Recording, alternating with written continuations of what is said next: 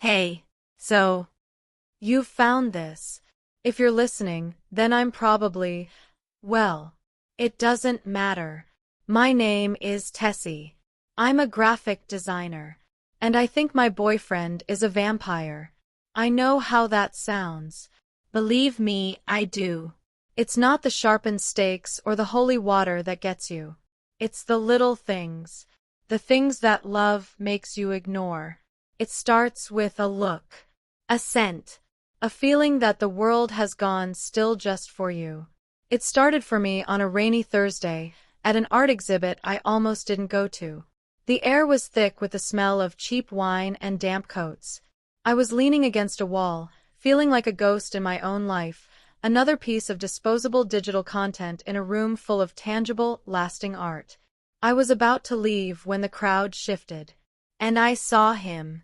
He was standing across the room, preternaturally still amidst the chattering flow of people. Pale, so pale his skin seemed to drink the warm gallery light. His hair was the color of polished jet. He wasn't looking at the art. He was looking directly at me.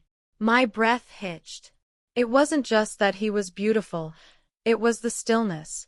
An anchor in a noisy sea. He smiled, a slow, deliberate curve of his lips, and began to walk toward me. The crowd seemed to part for him without noticing. "I'm Adrian," he said. His voice was a low baritone, the kind you feel in your bones. "Tessy," I managed, my own voice sounding thin and reedy. "This one reminds me of you," he said, gesturing to the painting beside us. It was a swirl of dark colors, a single, stark red line cutting through the center. Lonely, but with a fierce heart. No one had ever described me that way. Most people saw the quiet graphic designer, the introvert. He saw a fierce heart. He saw a story. He leaned in slightly. "May I?" he said. I nodded, not trusting myself to speak. He didn't touch my hand or my arm. He brought his fingers to a loose strand of my hair, tucking it behind my ear. His skin was cool, like marble on an autumn day. And as his fingers brushed my temple, something impossible happened. Outside the large gallery window, the relentless drumming of the rain stopped. Just like that. One moment it was a downpour, the next, silence. A few people glanced out, surprised. I was frozen, staring at him. He just smiled, as if he'd orchestrated it all for me. "It was a pleasure to meet you, Tessy," he said, and then he was gone, melting back into the crowd before I could form a thought. But he left his scent behind. Not cologne. Something else. The fragrance of old paper, the kind you find in first edition books, and beneath it, a clean, cold note of metal. It clung to the air where he'd stood. Shaken, I finally left the gallery. The streets were slick and shining, the air washed clean. And there, tucked under the driver's side wiper of my beat-up sedan, was a single perfect black rose. My heart hammered against my ribs. I reached for it, my fingers closing around the stem. It was dry, bone-dry, despite the recent downpour. And it was warm. Not sun-warmed, but possessing a deep internal heat, as if a tiny heart were beating within its petals. I drove home in a daze, the rose on the passenger seat. My apartment was dark and silent, a stark contrast to the vivid, surreal world I'd just stepped out of. I poured a glass of wine, my hands trembling. That's when my phone lit up. An unknown number. "Did you make it home safely?" My blood ran cold. "How?" I never gave him my number. I typed back, my thumbs clumsy. "Who is this?" "The man who can't stop thinking about the woman with the fierce heart." "The rain has started again. It sounds like applause," he said. I rushed to my window. He was right. The rain was falling once more, pounding against the glass. How could he know that? Unless he was outside. I scanned the street, my breath fogging the cool pain. The streetlights cast long, wavering shadows. There was no one. Just the empty, rain-swept night. How did you get this number? A man has to have his secrets. Sleep well, Tessy. I'll be seeing you, he said. I didn't sleep. I sat in the dark, holding the unnaturally warm rose, the scent of old paper and cold metal clinging to my clothes, to my skin. I should have been terrified. I should have blocked the number. But a part of me, the lonely, disconnected part that craved something real, something more profound than a pixelated existence, was exhilarated. He saw me. He'd stopped the rain for me. It was the most alive I'd felt in years. And that was the hook. The first gentle tug on the line. I was the fish, and he was the patient fisherman, and I never even saw the barb. I was too busy looking at the beautiful, still water, forgetting that monsters love the deep. This is the story of how I drowned.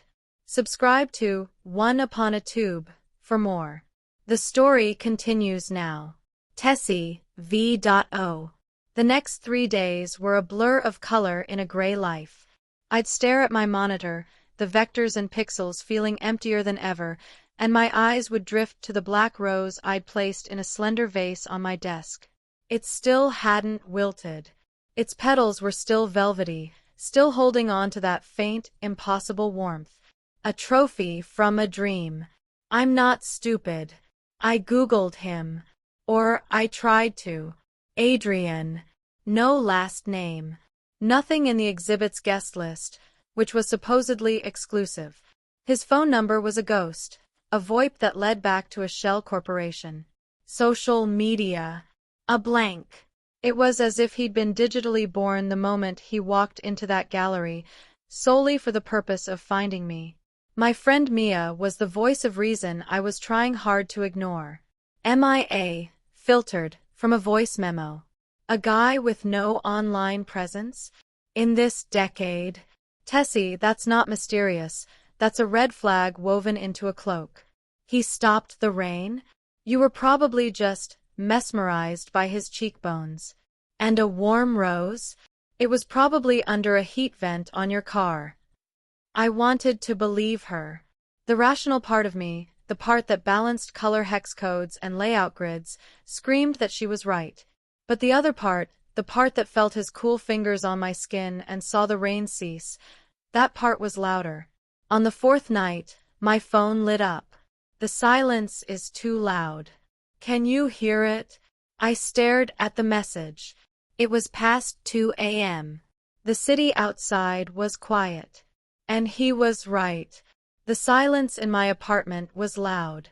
It was a hollow, empty sound I'd lived with for years, but now, after having it broken, it was unbearable. I hear it. Meet me, he said. The all-night diner on Hemlock and 5th. The one with the blue neon sign. He didn't ask. He stated. And every cell in my body was already pulling on a jacket, already reaching for my car keys.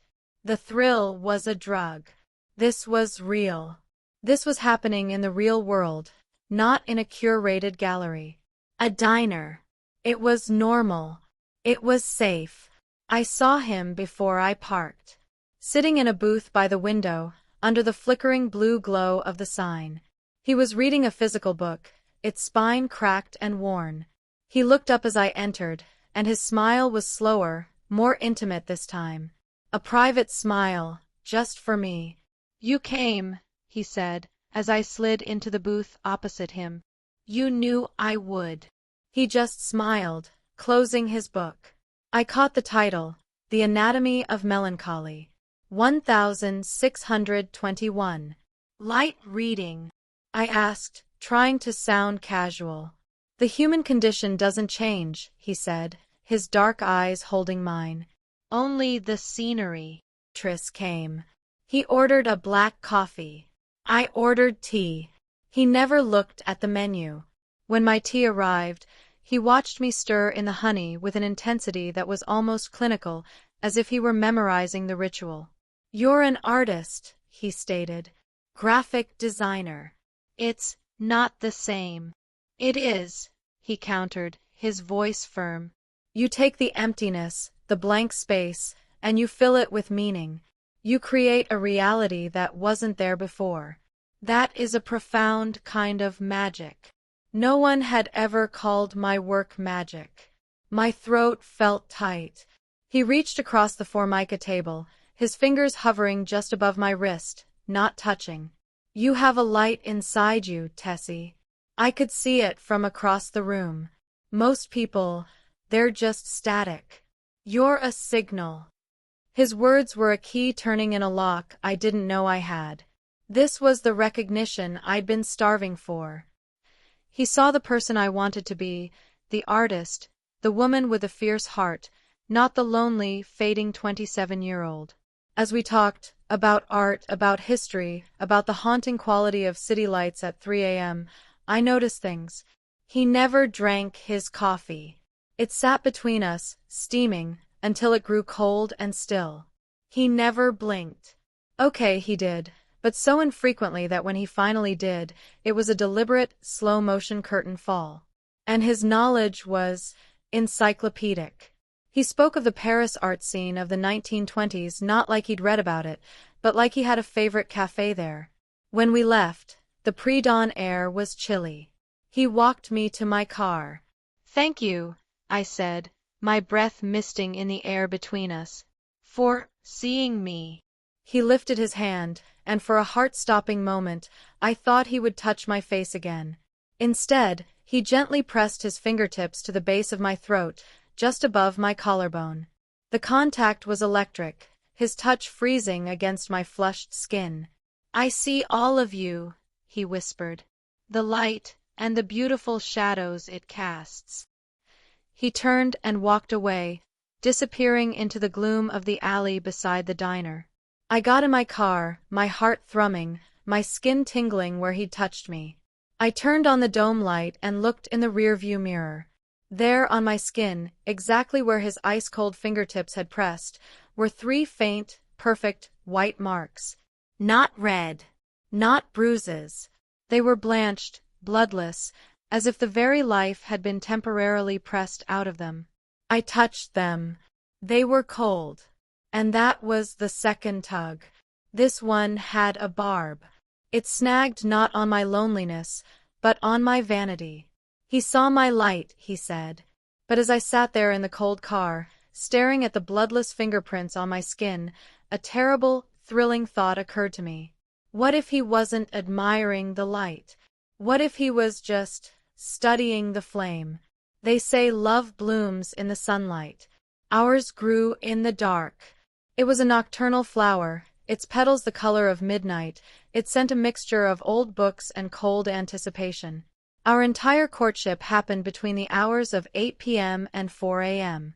I told myself it was romantic, poetic, that we were the only 2 people awake in a sleeping world. I was lying to myself. I was being curated. Entry number 7. It's 2:17 a.m. I just got back. I need to record this while it's fresh. Our dates were perfect. Too perfect.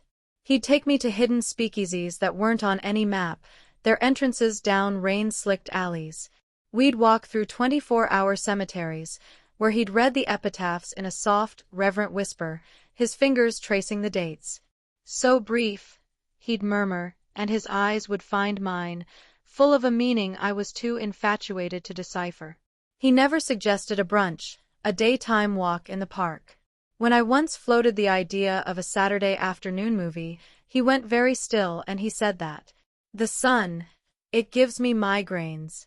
A familial curse, I'm afraid. The light is like a needle behind my eyes." I found it relatable.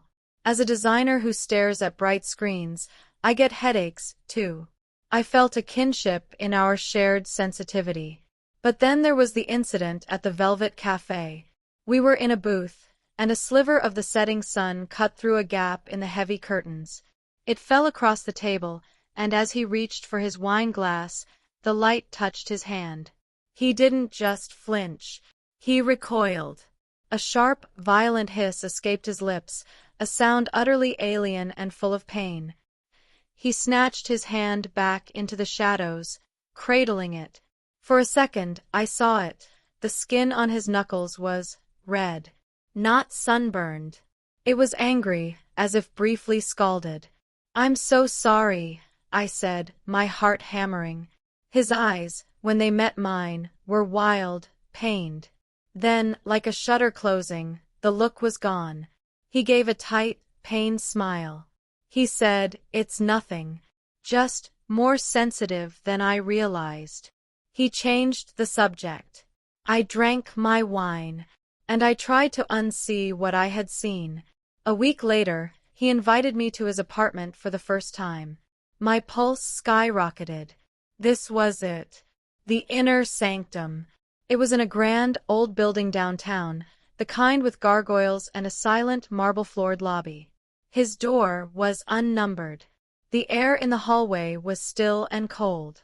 He opened the door, and I stepped into another century. The place was breathtaking. Dark, polished wood floors, floor-to-ceiling bookshelves crammed with leather-bound volumes, a grand fireplace with a mantel of carved black stone. It was lit entirely by candles and a few soft, low-wattage lamps, casting a warm, amber glow. It smelled of beeswax, aged paper, and that now-familiar scent of cold metal. But as I stood there, absorbing the beauty, other senses began to report in. It was silent, profoundly silent. There was no hum of a refrigerator, no faint tick-tock of a clock, no whisper of central air. The silence was a physical presence, thick and heavy. The world outside, the city with its sirens and traffic, seemed to have been muted. "Make yourself at home," he said, gesturing to a plush, blood-red velvet sofa. I did. I walked around, pretending to admire his collection of artifacts, a scrimshaw whale tooth, a tarnished silver locket, a dagger with a hilt carved like a wolf. My designer's eye, trained to notice composition and detail, started picking up the inconsistencies. There were no mirrors. Not one. In the bathroom, where a mirror should have been, an antique tapestry was hung. In the hallway, a sheet of darkened, aged silver served as a decorative piece, but my reflection was just a smoky, indistinct shape. And then there were the windows. Great, beautiful arched windows, but they were covered by heavy, floor-length drapes of black velvet, drawn shut. It was a sealed environment, a beautiful tomb. I ended up in front of a large, gold-gilded frame that held a portrait of a woman from what looked like the Victorian era. She was beautiful, with sad eyes and dark hair. And she looked familiar. An ancestor. Adrian's voice came from directly behind me, making me jump. I hadn't heard him approach. Not a floorboard creak, not a rustle of clothing. "There's a resemblance, don't you think?" He was right. She had my eyes. The same shape, the same shade of green. A cold knot tightened in my stomach. I turned to face him, to break the unnerving comparison, and found myself standing before a large, clear glass cabinet that housed a collection of antique meteorological instruments. I could see our reflection in the glass. Well, I could see my reflection. I looked pale, my eyes wide. Behind me, Adrian stood, a smile on his perfect lips. But in the glass, where he should have been, there was only the empty room behind him, the flickering candles, the empty sofa. My breath caught in my throat. I blinked, hard, and looked again. Now he was there. His reflection solid, real, his hands coming to rest on my shoulders. His touch was like ice through the thin fabric of my blouse. "You're trembling," he said. I was. I couldn't stop. Had I imagined it?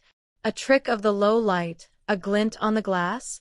My mind, so eager for magic, was now conjuring its own horrors. He turned me around to face him. His eyes were deep, endless pools. "You're so alive, Tessy. It's intoxicating," he stated. He leaned in, and his lips found my neck, just below my ear. It wasn't a kiss.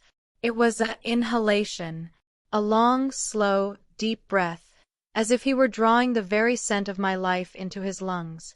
His cold lips lingered on my skin, and I felt the sharp points of his canines, just a whisper of pressure. I didn't pull away. A part of me, the part that was already lost, melted into the sensation. The fear and the desire were a twisted helix inside me. When he pulled back, his eyes were heavy-lidded, dark with something that looked like hunger. "You should go. It's late," he stated. I left in a daze. In the elevator, under the harsh fluorescent light, I pulled out my phone and opened the camera. I turned it to selfie mode and angled it at my neck. There, on the pale skin just below my jawline, was a faint, red mark. Not a bruise. Not a love bite. It was two tiny, perfect punctures, so small they could have been from a thorn. From the rose. I told myself it was passion. I told myself the missing reflection was a trick of the light. I told myself the silence in his apartment was just good insulation. But that night, as I lay alone in my bed, I could still feel the ghost of his cold lips on my neck, the phantom pressure of his teeth. And for the first time, the darkness outside my window didn't feel empty. It felt like it was waiting. Hunger is a universal language. It's a need we all share, a common ground. But what happens when the person you're falling for speaks a different dialect of desire altogether? When their hunger is for everything you are and nothing you offer? Our dates became a ritual of denial. A silent game where I ate and he watched. Entry number 12. We're at a small, intimate Italian place. Candles on the tables, checkered tablecloths. It's romantic. It's perfect. He ordered for me a rich pasta, garlic bread, a dark chocolate torte for dessert. For himself, a glass of Cabernet Sauvignon. It's always red wine. Never a Pinot Grigio, never a rose. Always deep, dark red. The waiter brought the wine. Adrian swirled it, inhaled its aroma with a connoisseur's focus, and took a slow sip. I watched his throat work as he swallowed. And something was off.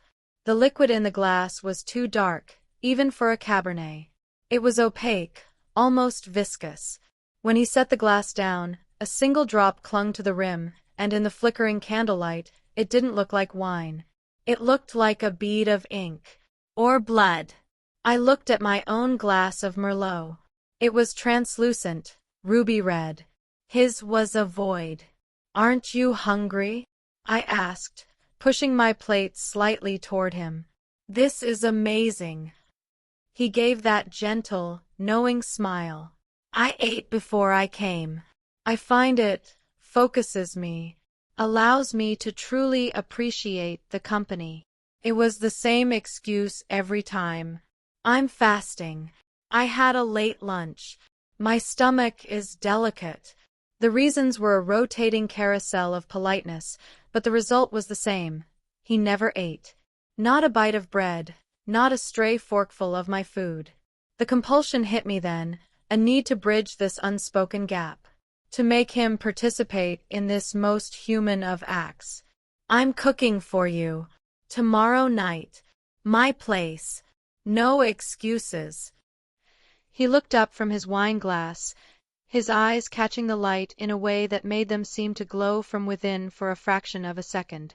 The smile didn't leave his lips, but it became strained.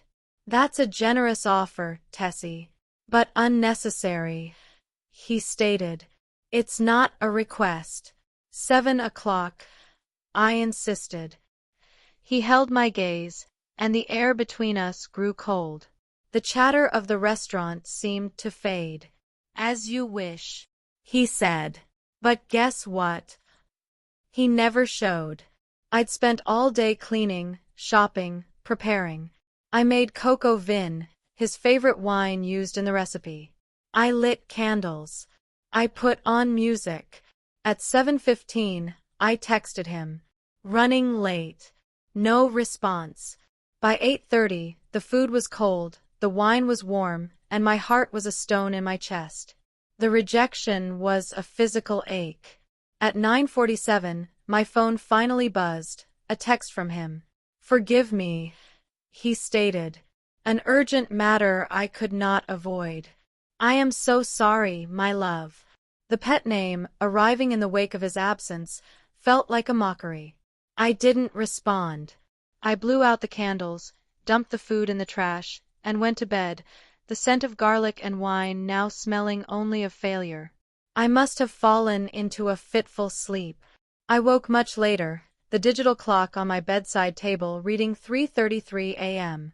The room was pitch black. And I wasn't alone. I felt him beside me in the bed. He was on top of the covers, still and cold as a statue. I could feel the chill radiating from him. I was too shocked to speak, to move. How did he get in? And then I heard it. A soft, wet, rhythmic sound. A swallowing. Not the gentle sound of a sleeping person. This was deliberate, purposeful. The sound of someone savoring a thick, rich liquid. Gulp. Pause. Gulp. He was feeding. My blood ran cold. I lay paralyzed, barely breathing, listening to this intimate, horrifying act happening inches away from me in the dark. Who was he? What was he? The questions I'd been dancing around now had teeth, and they were biting deep. After what felt like an eternity, the sound stopped. He shifted, his cold hand brushing my arm in what might have been meant as a comforting gesture. It felt like being touched by a corpse.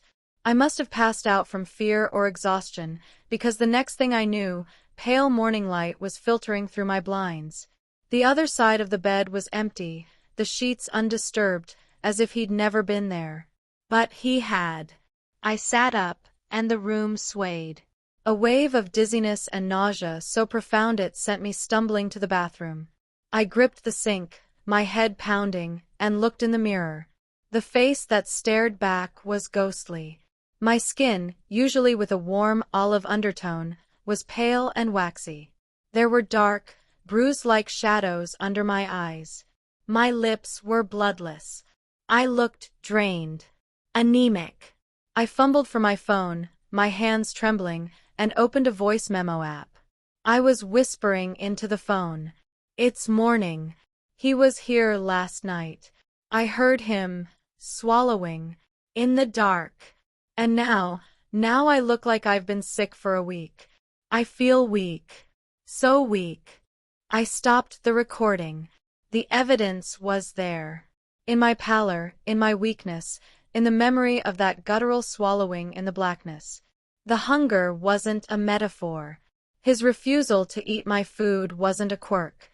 It was because he had already eaten. He'd found a way to partake of the meal I'd offered, after all. He just hadn't touched the plate. Intimacy is supposed to leave a mark. A shared secret, a private joke, a memory etched into your heart. But the marks Adrian left were not metaphorical. They were a cartography of possession, drawn on my skin in the language of the damned. The weakness from that night didn't fade. It clung to me like a shroud. I moved through my days in a haze, my limbs heavy, my thoughts syrupy and slow. My design work suffered. The colors on my screen seemed dimmer, the concepts hollow. I was a battery running on its last bar of charge. And then he came back. If you're seeing this, it's entry number 17. He showed up at my apartment 2 nights later with a bottle of expensive red wine and a look of tender concern. He didn't mention breaking in. He didn't mention the missed dinner. He simply acted as if we were picking up from a perfect, romantic evening. You look tired, my love. Let me take care of you, he said. And God help me, I let him. The part of me that was terrified was dwarfed by the part that was desperately lonely and still, stupidly, in love with the idea of him. We drank the wine. He led me to the bedroom. The world narrowed to the candlelit space of my room, to his cool hands and his colder lips. It was the first time we were truly together. And it was transcendent and wrong. It felt less like making love and more like a ritual. His touch was worshipful, but his silence was absolute. He didn't speak, didn't moan. The only sounds were mine, and they seemed to be swallowed by the dense, cold air around him.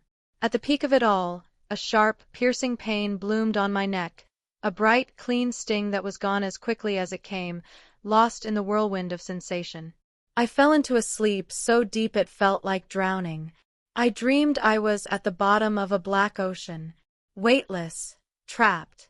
Above me, the surface was a shimmering silver sheet, impossibly far away. I couldn't move my limbs. I couldn't scream. I could only watch the light fade as I sank deeper, the water pressing in on me, cold and eternal. And through the silence, I heard it again, the soft, swallowing sound. I woke with a gasp, clawing at the sheets. Morning light stabbed my eyes. The other side of the bed was, of course, empty. But the dream's paralysis lingered. I felt heavy, waterlogged. I shuffled to the bathroom, my body aching as if I'd run a marathon. I turned on the light and flinched. There they were. Not a single love bite. Not a hickey. These were something else entirely. On the side of my neck, just above the pulse point, and another on my collarbone, were a series of small, perfect, crescent-shaped bruises. They weren't the chaotic purple of a passion mark. They were a deliberate, bluish-white, the color of a day-old corpse. The skin was sunken, bloodless. I touched one. It was ice-cold, just like the fingerprints from the diner, as if the very life had been siphoned out from that specific spot. My phone rang, shattering the silence. It was Mia. Mia, filtered. Hey, you. I haven't heard from you in days. You alive over there? Yeah, I'm here. Just tired, I responded. The line was silent for a beat too long. Mia, filtered. Tessy, are you sick? You sound… I don't know. You sound different. Thinner. Like you're out of breath just talking. A cold dread, separate from the chill in my bruises, trickled down my spine. I'm fine. Just didn't sleep well. We talked for a few more minutes, but I heard nothing she said. All I could hear was the weakness in my own voice, the breathy, anemic quality Mia had detected. It was the voice of someone fading. After I hung up, I stood in the silence of my apartment, the morning sun feeling like an accusation. I looked at the rumpled bedsheets. I looked at the 2 empty wine glasses on the counter. I looked at my pale, marked reflection in the dark screen of my television. I walked to my desk, my movements slow and deliberate. I opened a new voice memo. I leaned close to the microphone, my breath ghosting over it.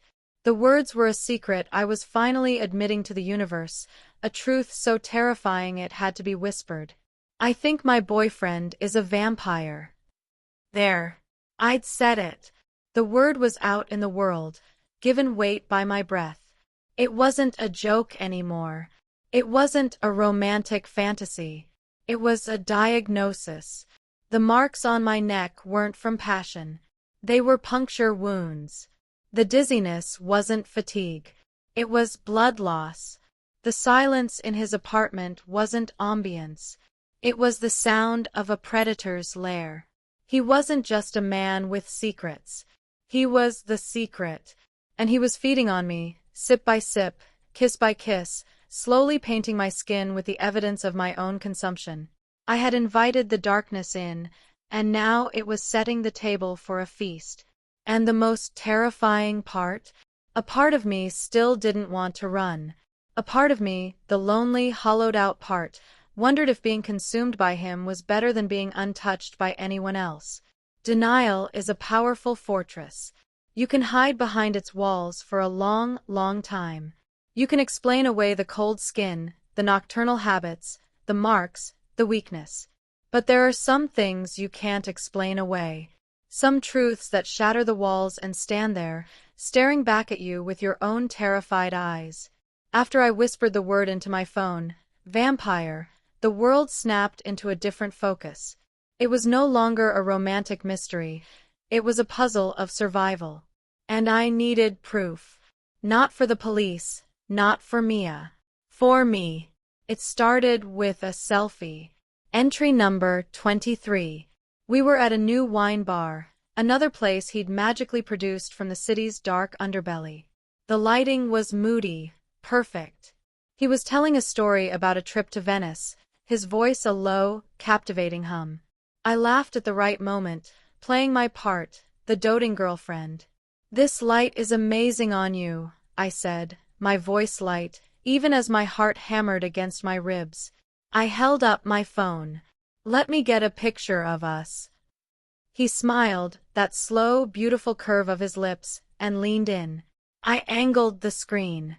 I saw my own face, pale and wide-eyed. I saw the dark booth behind us. I saw the bottle of wine on the table. I did not see Adrian. Where his head should have been, there was only the empty booth, the dark wood paneling. It was a perfect, seamless image of the space he occupied, as if he were made of glass. My blood turned to ice. I lowered the phone, my hand trembling so badly I almost dropped it. "Is everything all right?" he asked, his head tilted. "Why, yeah," I stammered. "The flash was off. Let me try again." I opened the camera app once more. This time, I made a show of adjusting the settings, turning on the flash. I held my breath and lifted the phone. Again. My face. The booth. No Adrian. He was sitting right there. I could feel the cool air radiating from him, smell the scent of old paper and cold metal. But to the unblinking eye of the camera, he did not exist. "Must be the low light," I choked out, forcing a laugh that sounded like a sob. "My phone's terrible in the dark." He reached across the table and covered my hand with his. His touch was like dry ice. "Some things aren't meant to be captured, Tessy. They're only meant to be experienced." The way he said it, it wasn't a comfort. It was a warning. The next day, I went to his apartment, a plan forming in my frantic mind. I told him I'd left a scarf. He believed me, or pretended to. While he was in the kitchen pouring me a glass of water I would not drink, I acted. I crept to the one in the hallway, the large, darkened silver sheet. With a single, swift motion, I pulled the velvet cloth down. The aged, smoky surface showed my reflection, warped and ghostly. I was alone in the reflection. The hallway behind me was empty. My breath hitched. I turned, physically, to confirm he wasn't there. He wasn't. I was truly alone. I turned back to the mirror, my own distorted face a mask of terror. And then I saw it. I had always wondered about the heavy velvet drapes over his mirrors. A quirk, I'd thought. An aesthetic choice. Now I saw it for what it was, a necessity. A hand rested on my reflected shoulder. It was pale, long-fingered, unmistakably his. I felt nothing. No pressure, no cold. But in the mirror, it was there, clear as day. I screamed and spun around. The hallway was empty. My heart tried to claw its way out of my chest. I was panting, my back pressed against the cold wall. A soft chuckle came from the living room. I stumbled toward the sound. Adrian was standing by the sofa, holding my phone. He was swiping through it, a small, amused smile on his face. He'd been there the whole time. He hadn't moved. "Looking for this?" he asked, his voice soft. He held it up. On the screen were the two selfies I'd taken, the ones where he was conspicuously absent. He hadn't been in the kitchen. He'd been behind me the entire time, watching me in the one medium that could not capture him. The hand on my shoulder in the mirror, it hadn't been a reflection of reality. It had been a message. I am here, even when I am not. He took a step toward me, his movements utterly silent. He didn't look angry. He looked pleased. Like a teacher whose student has finally grasped a difficult lesson. "Curiosity is a dangerous thing, my love," he whispered, tucking my phone into his pocket. "It killed the cat, as they say." but satisfaction. He reached out and traced the line of my jaw with his cold fingertip. Brought it back. He leaned in, his lips brushing my ear, a whisper that seems to come from inside her own mind. Don't play with mirrors, Tessy. You might not like what looks back. He shattered my phone, crushed it in his hand like it was a dry leaf. Then he kissed me, and his mouth tasted like old blood and cold earth. And I kissed him back because I was more afraid of what would happen if I didn't. The proof was gone. The evidence was destroyed. But the truth was now a part of me, more solid than my own bones. He wasn't human, and I was no longer his girlfriend. I was his prey, and he had just shown me the teeth he'd been hiding behind his smile. A ghost can't hurt you if you walk away. But what if the ghost holds the deed to your soul? After the mirror, after the shattered phone, I knew I couldn't walk away. He wouldn't let me. So, I stopped being the prey and decided to be the detective. I had to prove he wasn't just a man, because proving it was the only way I might survive him. My new burner phone became my weapon. And my first target, the sun. Entry number 31. I started a timeline, a log of every interaction, and a glaring pattern emerged. I had never, not once, seen Adrian in daylight. Our entire relationship existed in a perpetual, star-strewn night. He was a creature of the shadows, and I needed to see what happened when the lights came on. I decided to ambush him with normality. I would show up at his grand gargoyle-adorned building at high noon with coffee and a smile. A surprise visit. A loving gesture. The lobby was different in the day. Dust motes danced in the sunbeams slicing through the grimy cathedral windows. It felt exposed, ordinary. The silent, marble-floored grandeur just looked old and neglected. I walked to the elevator, my heart a frantic drum against my ribs. A security guard I'd never seen before stepped out of a side office, an older man with a kind, tired face. "Can I help you, miss?" he stated. "I'm here to see Adrian. He doesn't have a number on his door, but it's on the top floor." The guard's brow furrowed. He looked genuinely confused. He walked over to a tenant directory, running his finger down the list. "Adrian, you said? I'm sorry, miss. There's no one by that name in this building. The penthouse has been empty for years, owned by some offshore trust, but no one ever comes or goes," he stated. The floor felt like it tilted beneath me. Empty for years. No one by that name. No, that's not possible. I was just here last night. Top floor, unnumbered door. The guard gave me a look that was a mixture of pity and suspicion, and said, "I've worked the night shift here for 15 years, miss. I promise you, no one lives up there. You must have the wrong address." The wrong address. The words were a chasm opening at my feet. The entire foundation of his existence, his home, was a lie. A phantom address for a phantom man. I stumbled back out into the blinding sunlight, my mind reeling. I pulled out my burner phone and called his number. It went straight to a generic automated voicemail saying, "The number you have reached is not in service. Please check the number and try again." Gone. Erased, just like his reflection. I spent the day in a fugue state, jumping at every shadow. As the sun began to set, painting the sky in hues of orange and purple, my burner phone buzzed. An unknown number. A number I knew by heart. His number. I answered, my hand shaking so violently I could barely hold the phone.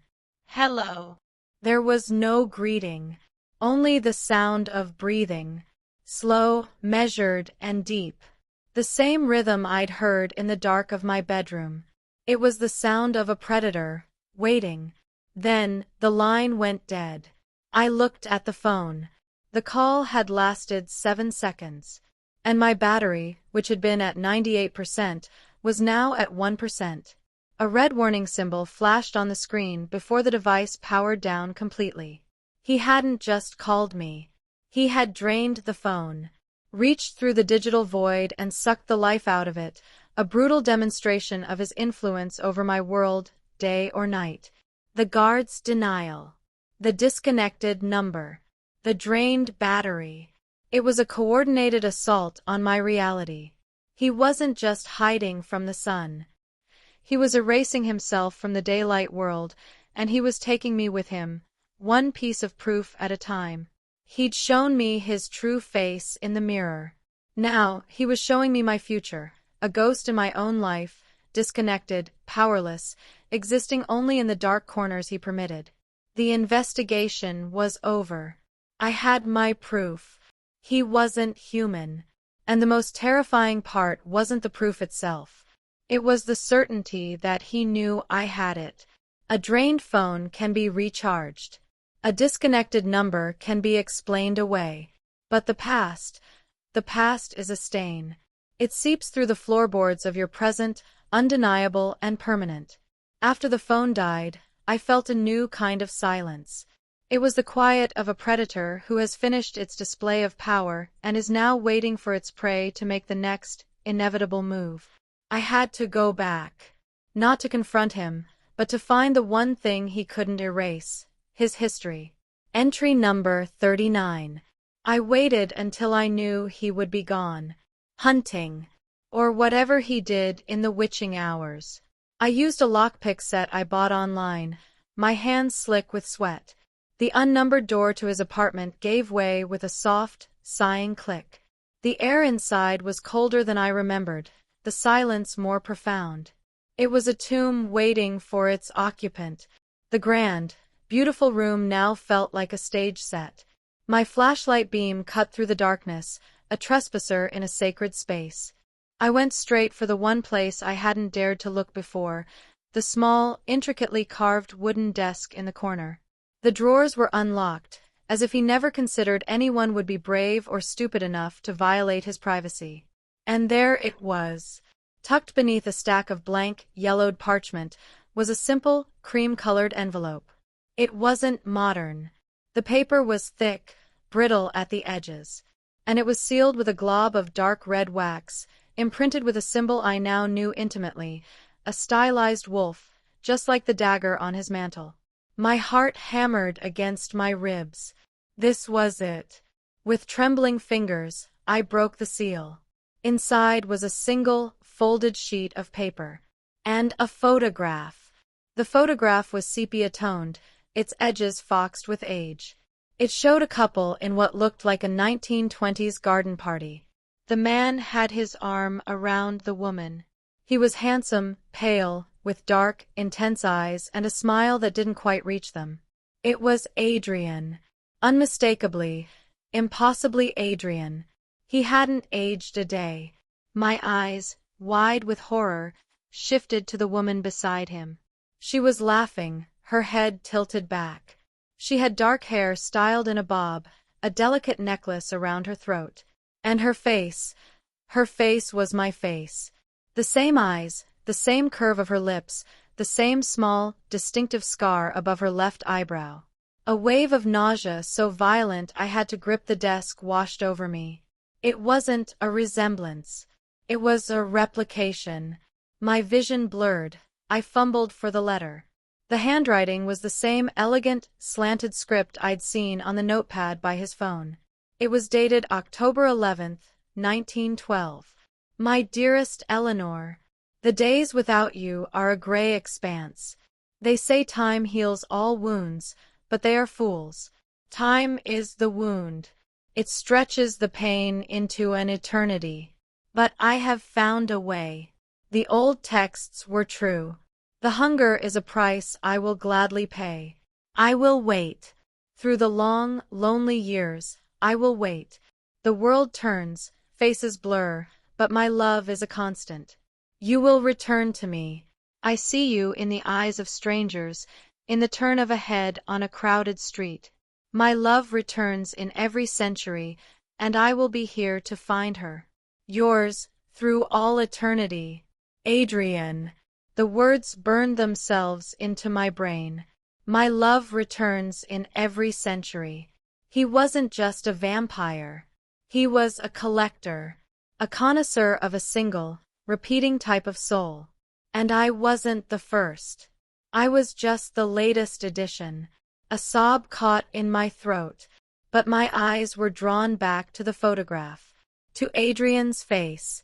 In the photo, he wasn't looking at the woman, Eleanor. He was staring directly, intently, at the camera. No, not at the camera. He was staring at me. His eyes in the faded photograph seemed to hold a knowing glint, a century-old message meant for my eyes only.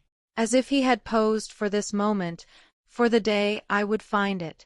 A drop of moisture fell from my face onto the photograph, smearing the sepia tone. A tear. I wiped it away, but the damage was done. The ink of his signature on the letter, where my trembling, sweaty finger had brushed against it, began to run. But it didn't run like ink. It smeared into a thick, viscous, rust-red liquid. I brought my finger to my nose. The coppery, metallic scent of old blood filled the air. I dropped the letter as if it had burned me. It fluttered to the floor, the blood smear now a Rorschach blot of my terror. The photograph lay face up, his ageless eyes still locked on mine. He hadn't just been waiting for me.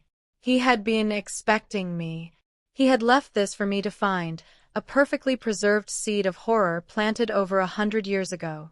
This wasn't a love story. It was a harvest. And I was the season's crop, ripe for the picking. The scent of blood was a fog in the room, thick and cloying. It was the same metallic tang that clung to him, the one I'd mistaken for some strange cologne. Now I knew.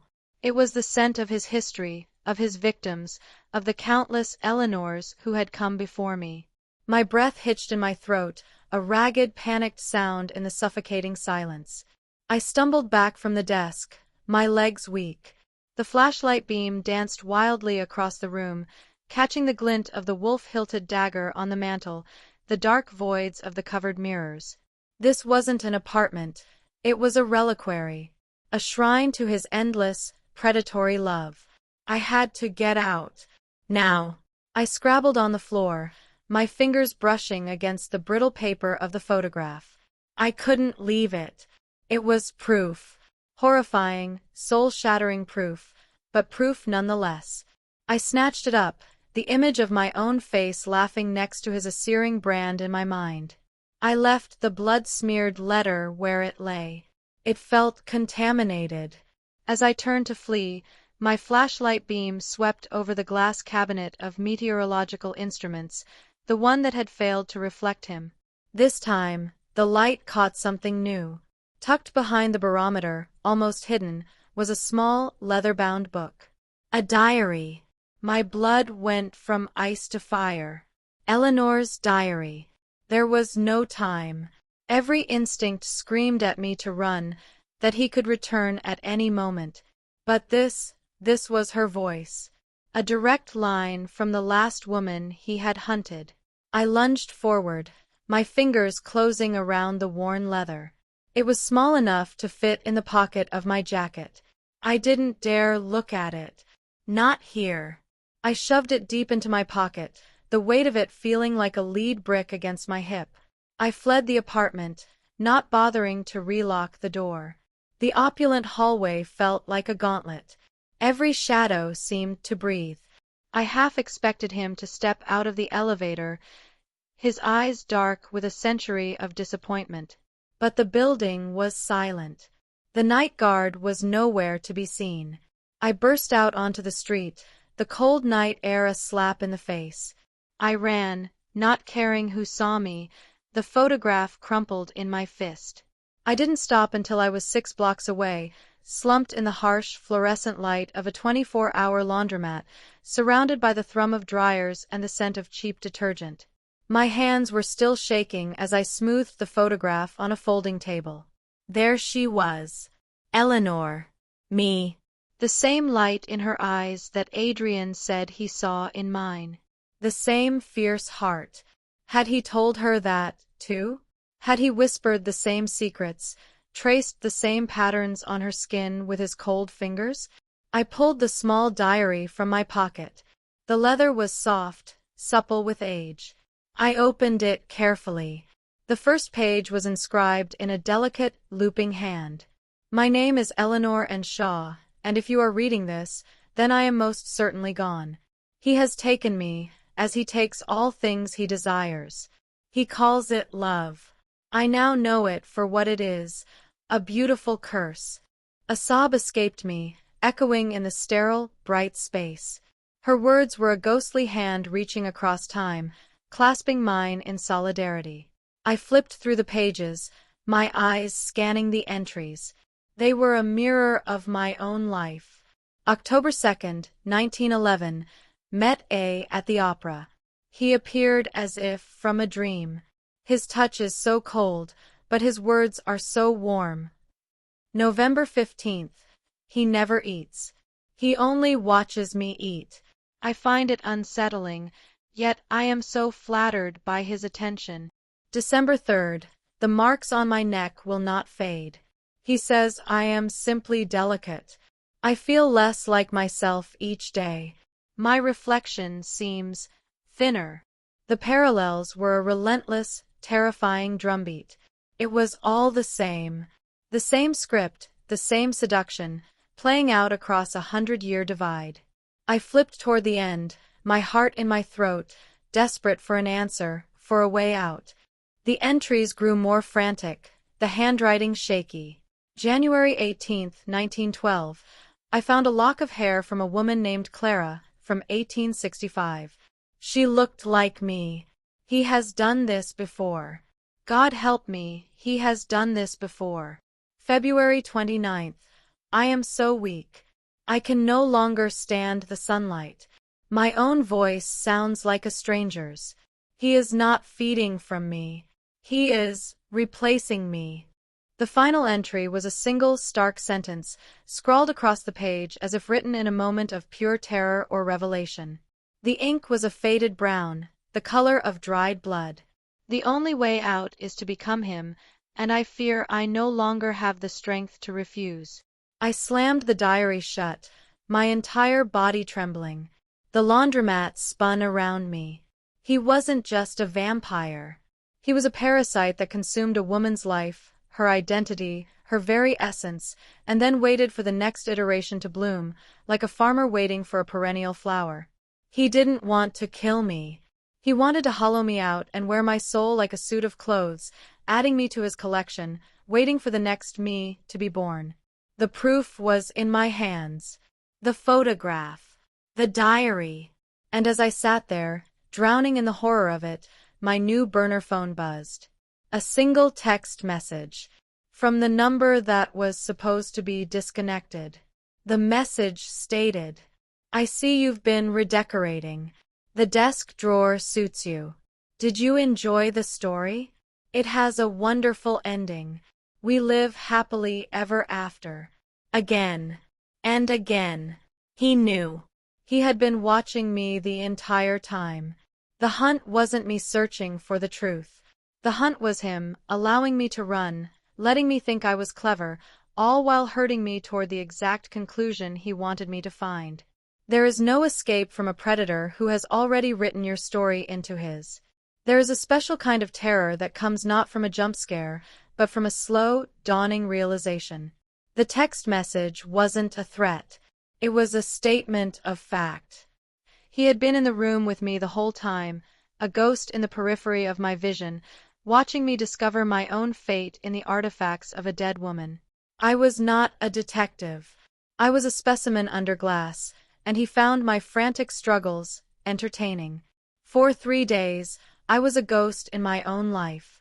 I called in sick to work. I unplugged my landline. The burner phone sat silent and dark on my coffee table, a dormant scab I was too afraid to pick.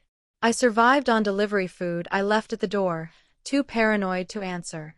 The world outside my window felt like a painted backdrop, thin and fragile. The real world was in here, in the silence, where the only thing that felt true was the memory of Eleanor's words in that diary. He is replacing me. But life, mundane and stubborn, has a way of intruding on even the most profound horror. I ran out of food. My stomach growled, a pathetic, human counterpoint to the Gothic symphony playing in my head. I had to cook. Entry number 47. I was making a simple pasta. My hands were still shaky, my mind 1,000 miles away, trapped in a century-old apartment. The knife was sharp. I was distracted, my eyes darting to the windows, half expecting to see his pale face pressed against the glass. And then it happened. The knife, slipping on a wet tomato, skidded off the cutting board and bit deep into the fleshy part of my palm. For a second, there was no pain, just a clean, sharp line, and then a welling up of brilliant, shocking red. The blood was immediate and copious, dripping onto the white countertop, vivid as a warning. I gasped, clutching my hand. And in that same fraction of a second, the air in my kitchen changed. The comfortable, domestic sounds vanished. The sizzle of the pan, the hum of the refrigerator, it all went dead. The silence was absolute and heavy, the same profound silence from his apartment. I looked up. Adrian was there. He hadn't come through the door. He was just there, standing in the doorway of my kitchen, having materialized from the shadows of my hallway. He must have been inside my apartment all along, waiting. He was frozen mid-step, his body rigid. All the easy charm, the gentle poise, was gone. His face was a mask of raw, primal intensity. His eyes were locked on my bleeding hand, his pupils so dilated his irises were swallowed into black, bottomless pits. His jaw trembled, a fine, rapid vibration. A low, guttural sound rumbled in his chest, a noise that was not human. It was the sound of a chain being strained to its breaking point. Adrian! He didn't look at me. His entire being was focused on the blood, on the scent of it. I could see the muscles in his neck corded, his hands clenched into white-knuckled fists at his sides. He was a statue of hunger, a monument to need. This was the beast without the mask. He took a single, jerky step forward. I stumbled back, pressing myself against the counter, my bleeding hand held to my chest. "Stay back!" The sound of my voice, laced with fear, seemed to snap something in him. He blinked, a slow, shuddering motion. He physically wrenched his gaze away from my hand, forcing himself to look at my face. The struggle was horrifying to witness, a centuries-old instinct warring with a carefully constructed civility. "I must excuse myself." His voice strained, thick with an accent I'd never heard before. He turned and practically fled my kitchen. I heard the bathroom door slam shut, the lock engaging with a sharp, definitive click. I stood there, trembling, blood dripping steadily onto my floor. The silence was broken by the sound of the bathroom sink turning on, full blast. The water ran for a long, long time. When he finally emerged, he was pale. Not his usual porcelain pallor, but a sickly, greenish white, like someone on the verge of vomiting. He was trembling, his movements clumsy. He wouldn't meet my eyes. "I am so sorry, Tessy. I should not have. I must go." His voice barely a whisper. He was out of my apartment door before I could form a word, leaving me alone with the wreckage of the evening, the abandoned pasta, the bloody knife, the droplets of my life staining the tile. I wrapped my hand in a kitchen towel, my mind reeling. The monster had finally shown itself. The carefully controlled facade had cracked, and for a moment I had seen the raw, starving thing underneath. An hour later, after I had bandaged my hand, the shock began to recede, replaced by a cold, investigative dread. I walked back into the kitchen to clean the blood from the counter. I sprayed it, wiped it. The white surface came clean, but the metallic scent still hung in the air. I followed it to the sink. I had washed the knife there earlier. I leaned in. The drain smelled wrong. Not like old food or soap. It smelled of cold, wet iron, of a butcher's block. Of blood. My own blood. He hadn't just run the water. He had been sick. Or he had washed something. The image of him on his knees, his face buried in the sink, drinking the water tinged with my blood, flashed in my mind. He had been drawn to the spill, and then, disgusted with his own lack of control, he had tried to wash the evidence away. But the scent remained, a ghost in the plumbing. I was about to turn away when I saw it. A single, long, dark hair caught in the drain catch. It wasn't mine. My hair is a medium brown. This was black. Jet black. Like Eleanor's in the photograph. A final, chilling piece of the puzzle clicked into place. He hadn't just been in my apartment waiting. He had been in my bathroom.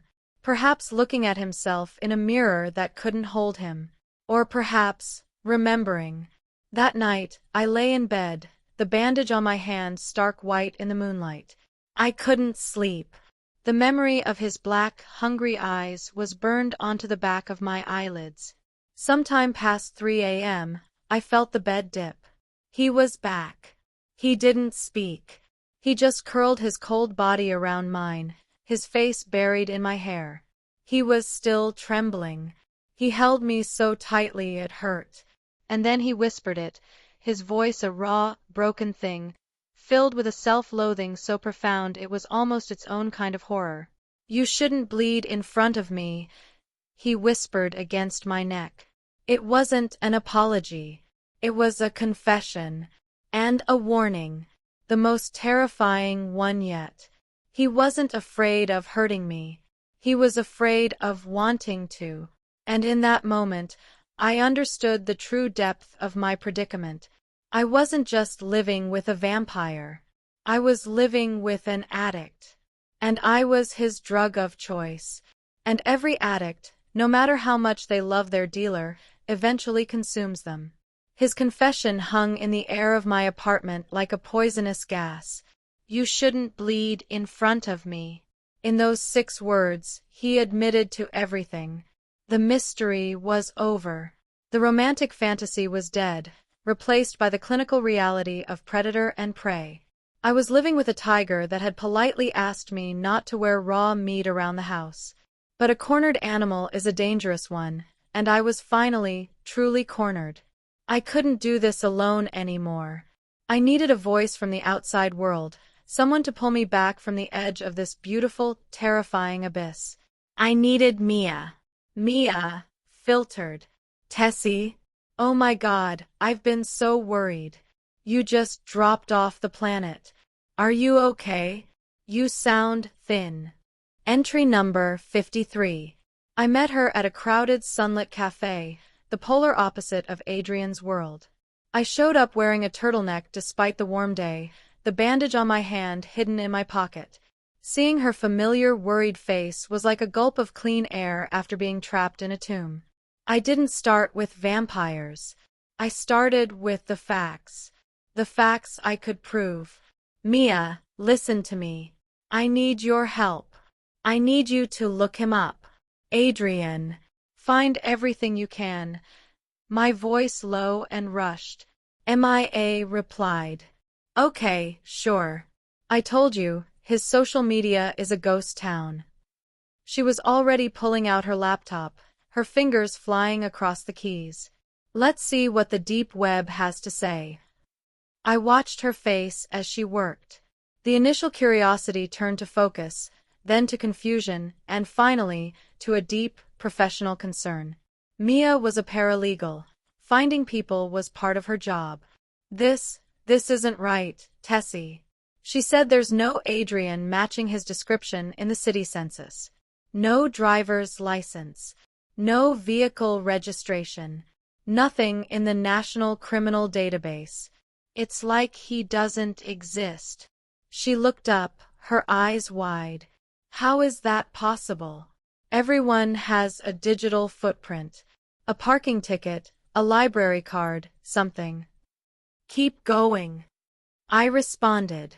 She dove deeper, her brow furrowed. She ran his name through proprietary legal databases, cross-referenced with property records. saying that the building, the one you said he lives in? The penthouse is owned by a trust called Perpetua Noctis Holdings. It's a Russian doll of shell corporations, Tessy. It goes back. God, it looks like it goes back to the 1920s. This isn't just a guy who's off the grid. This is a level of anonymity that costs millions. That's not privacy. That's a fortress. She slammed her laptop shut, the sound making me jump. Her face was pale. Tessy, you need to get out. Now. I don't know who or what this guy is, but he's not some quirky night owl. This is intelligence level stuff. Or worse. You're not safe, she stated.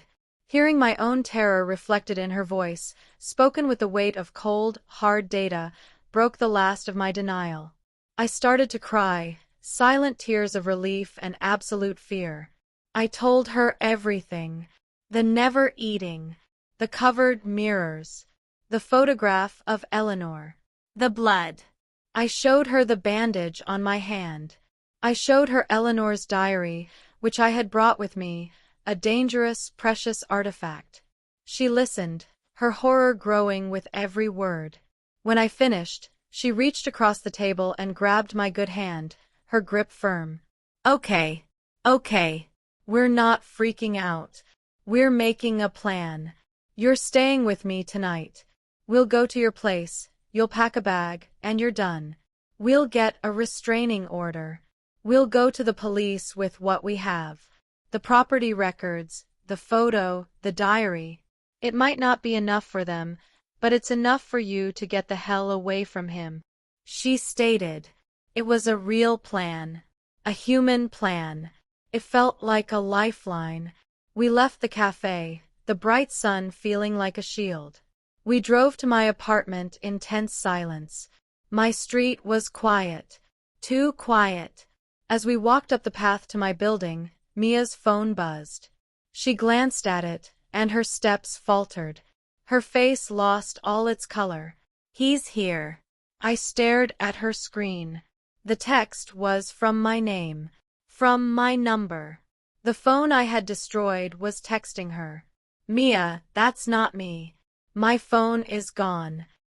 He shattered it. Before she could respond, her own phone rang. The screen flashed. Tessy calling. She answered, putting it on speaker. Her hand was shaking. Hello. Mia, filtered. There was no voice on the other end. Just a sound. A slow, rhythmic, lube-dub. A heartbeat. It was faint, as if coming from a distance, but unmistakable. And underneath it, a male voice, Adrian's voice, whispering so softly we had to strain to hear. You shouldn't have looked. A ghostly whisper from the phone. The call ended. We stood frozen on the sidewalk, the sun suddenly feeling weak and useless. The digital world was his playground. He was in my phone, in her phone, in the very signals connecting us. Screw this. We're still going in. Together. MIA voice trembling but resolute. We entered my building. The lobby was empty. The elevator ride to my floor was an eternity. The hallway was dim and silent. My apartment door was unlocked. I always lock it. I pushed it open slowly. The apartment was dark, the curtains drawn. And it was empty. There was no sign of a struggle. No sign of him. Mia let out a shaky breath. Okay, maybe he's gone. Let's just get your stuff and get out. We moved quickly through the living room towards my bedroom. My phone, the new burner, was sitting on the coffee table. It lit up. A notification. A voicemail from Mia's number. I picked it up, my fingers numb with dread. I played the voicemail on speaker. I stared at the phone, a cold dread trickling down my spine. The voicemail was a recording of the last few seconds of our call from the cafe. Our own voices, tinny and distorted, spilled into the silent apartment. Mia's voice, from recording, Tessy, you need to get out. Now. My voice, from recording, I know. And then, as the recording ended, the same sounds from before, the faint, steady heartbeat, and his whisper. Adrian filtered. From the voicemail. You shouldn't have looked. The voicemail ended. The screen went dark. And then my phone rang again. The caller ID didn't say, Mia. It didn't say, unknown. The screen flashed with a single impossible word. Home. I answered, my hand shaking so violently I could barely hold the phone. I put it on speaker. There was a moment of static, and then a voice spoke. It was my voice. But it was wrong. It was flat, emotionless, and layered with a subtle guttural undertone that was not my own. Stop looking, Mia. He's mine. Go home. The line went dead. Mia was staring at me, her face a mask of pure, unadulterated terror. She wasn't looking at the phone. She was looking at me, as if I were the one who had just spoken. The line between reality and his manipulations had not just been blurred, it had been severed. He wasn't just threatening us. He was turning me into the threat. He had taken my face. He had taken my voice. He had used them as a weapon against the only person left who cared about me. The investigation was over. The escape plan was ashes. The war had just begun, and he had already won the first battle without ever showing his face. There is a silence that follows absolute terror. It's not peaceful. It's the silence of a vacuum, sucking all sound, all hope, all reason into its void. After the phone call, after my own stolen voice told Mia to leave, the world went mute. She stood there, staring at me as if I were a stranger, a monster wearing her best friend's skin. The trust between us, the last tether to my old life, had been severed with 5 words. He's mine. Go home. She left. She didn't say a word. Just turned and walked away, her footsteps echoing down the hall like a funeral march. I was alone. Truly alone. And the hunter had made it clear he could wear any mask he chose, even mine. I couldn't stay in that apartment. It was a gilded cage, every shadow a potential portal for him. I had to go to the source. I had to see the beast's den in the one time he could not be there, the heart of the day. Entry number 61. The drive to his building was a blur of sunlight and panic. It was just past noon, the sun at its zenith, a furious, brilliant god I prayed still held power. I parked a block away, my heart trying to beat its way out of my chest. The gargoyles on his building's facade seemed to sneer down at me, their stone eyes following my approach. The same elderly security guard was at his post in the bright, dusty lobby. He recognized me immediately, his expression shifting from boredom to concern. Miss? You again? I told you, there's no one. I know. I think I left something very important up there. A family heirloom. Please. It will only take a moment.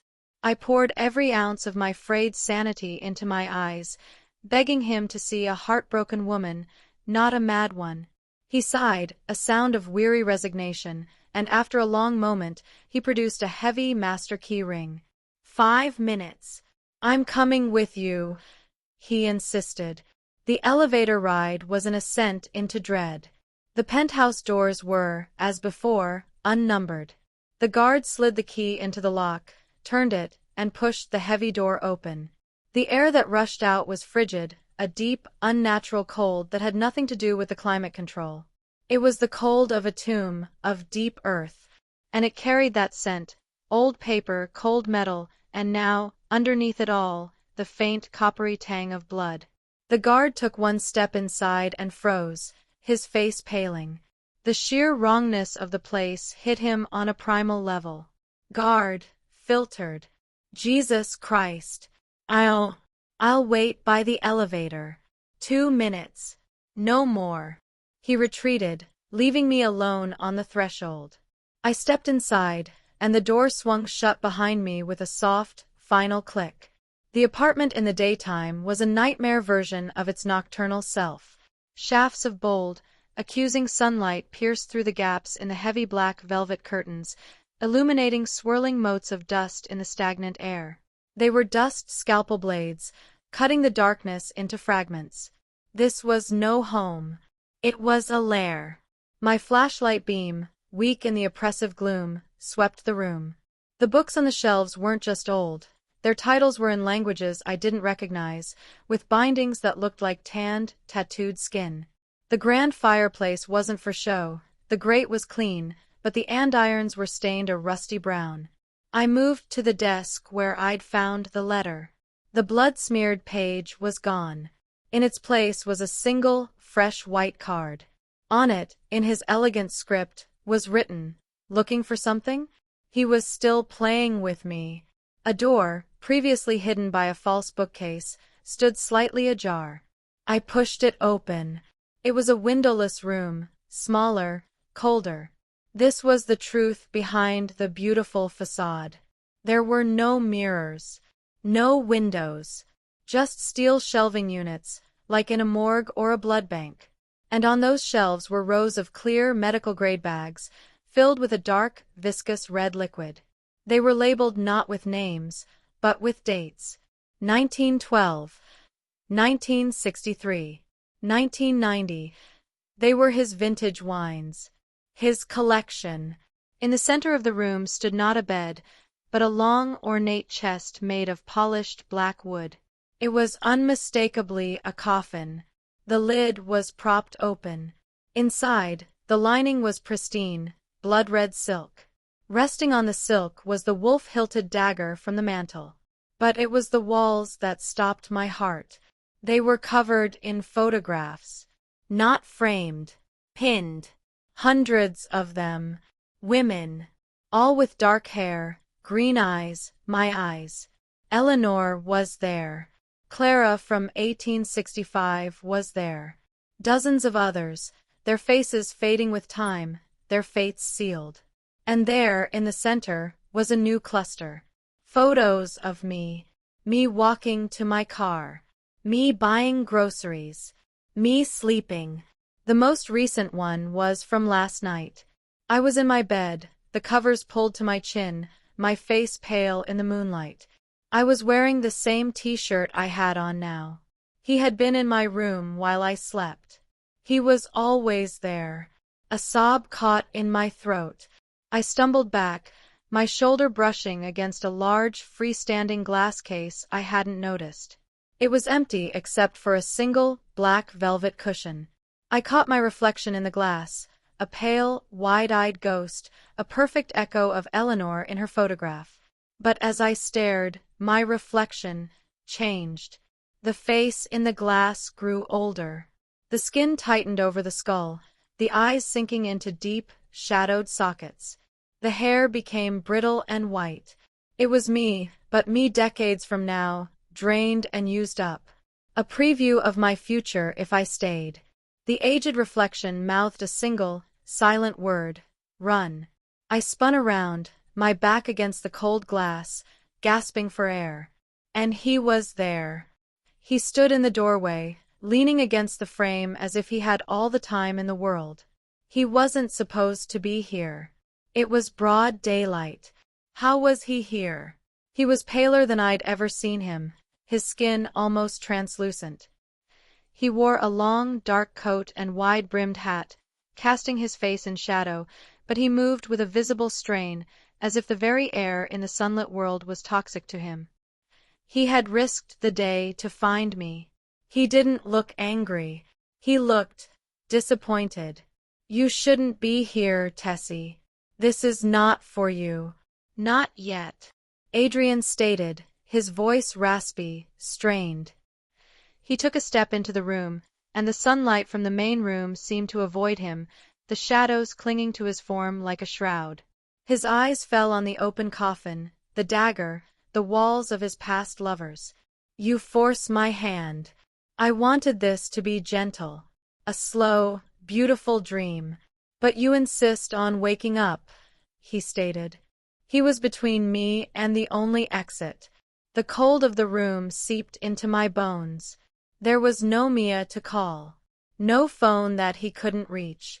I was in the belly of the beast, and it had finally decided to digest me. The pretense was over. The romance was dead.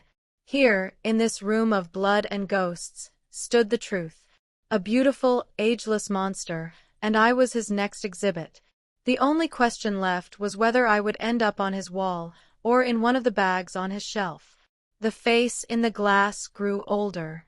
The skin tightened over the skull, the eyes sinking into deep, shadowed sockets. The hair became brittle and white. It was me, but me decades from now, drained and used up. A preview of my future if I stayed. The aged reflection mouthed a single, silent word: run. I spun around, my back against the cold glass, gasping for air. And he was there. He stood in the doorway, leaning against the frame as if he had all the time in the world. He wasn't supposed to be here. It was broad daylight. How was he here? He was paler than I'd ever seen him, his skin almost translucent. He wore a long, dark coat and wide-brimmed hat, casting his face in shadow, but he moved with a visible strain, as if the very air in the sunlit world was toxic to him. He had risked the day to find me. He didn't look angry. He looked disappointed. You shouldn't be here, Tessy. This is not for you.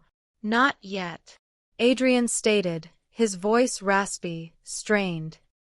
He took a step into the room, and the sunlight from the main room seemed to avoid him, the shadows clinging to his form like a shroud. His eyes fell on the open coffin, the dagger, the walls of his past lovers. You force my hand. I wanted this to be gentle, a slow, beautiful dream. But you insist on waking up, he stated. He was between me and the only exit. The cold of the room seeped into my bones. There was no Mia to call. No phone that he couldn't reach. I was in the belly of the beast, and it had finally decided to digest me. The pretense was over. The romance was dead. Here, in this room of blood and ghosts, stood the truth.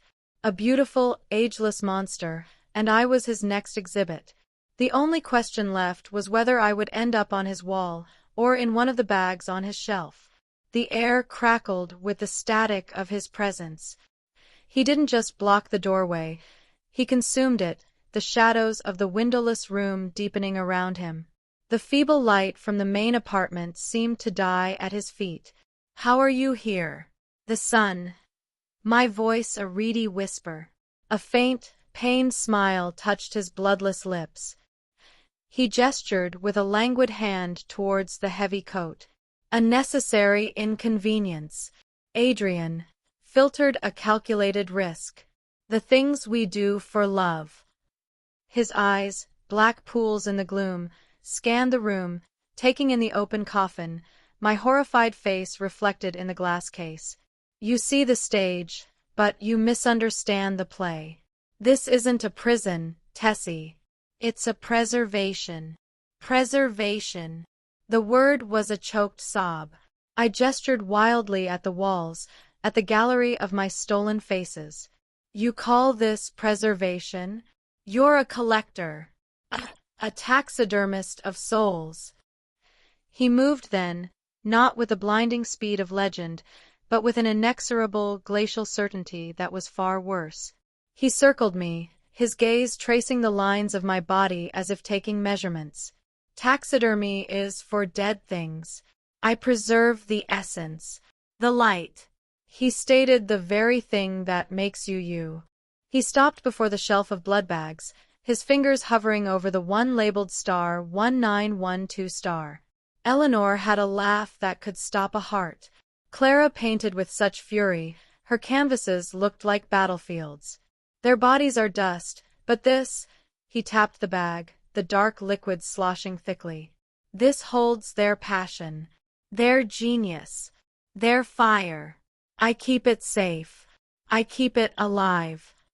A new, more profound layer of horror unfolded within me. He didn't just drink blood. He consumed identity. He was a vampire of the soul. You take it. You don't preserve it, you steal it. You drain them until they're empty shells and you call it love. He was in front of me in an instant, the movement so fast it was a blur. The cold radiating from him was intense, a deep frozen core that had nothing to do with the room's temperature. His hand shot out, not to strike me, but to gently, terrifyingly, cup my cheek. His touch was like dry ice, burning and freezing simultaneously. Adrian, filtered, his voice a hypnotic, desperate whisper. Is it theft to cherish a masterpiece? To want to live in its presence forever? You have a light, Tessy. A fierce, brilliant, digital light. You create worlds from nothing. You see patterns in the chaos. That is a new vintage. A flavor I have not tasted in a century. I will not let it fade. I will not let you fade into the mediocrity of time, into the grave like all the others. His words were a twisted serenade. He saw his predation as the highest form of flattery. My creativity, my very consciousness, was a vintage to be bottled and consumed. His eyes drifted from my face to the bandage on my hand, a dark hunger rekindling in their depths. The beast was close to the surface again. Adrian, filtered. The process can be gentle. A slow sublimation. You would barely feel it.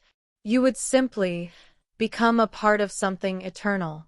Or, his gaze flicked to the dagger resting in the coffin. It can be swift. A final, glorious harvest. The choice, my love, has always been yours. It was no choice at all. It was the choice between being slowly erased or being brutally ended. My eyes darted around the room, looking for a weapon, an escape. There was nothing, only the artifacts of his madness. And then I saw it. Tucked partly under the red silk of the coffin, almost hidden, was a small, modern object. A digital voice recorder. The same model I used for my notes. My voice notes. He had been recording me. My fears, my realizations, my whispered confessions of love and terror. He was curating my descent, just like he curated everything else. The realization broke the paralysis of my fear. A white-hot rage ignited in my chest, burning away the icy dread. He wouldn't get my story. He wouldn't get to add my voice to his collection. With a cry that was part fury, part despair, I shoved past him. He was caught off guard by the sudden, violent movement, stumbling back a step. I lunged not for the door, but for the coffin. My hand closed around the hilt of the wolf-headed dagger.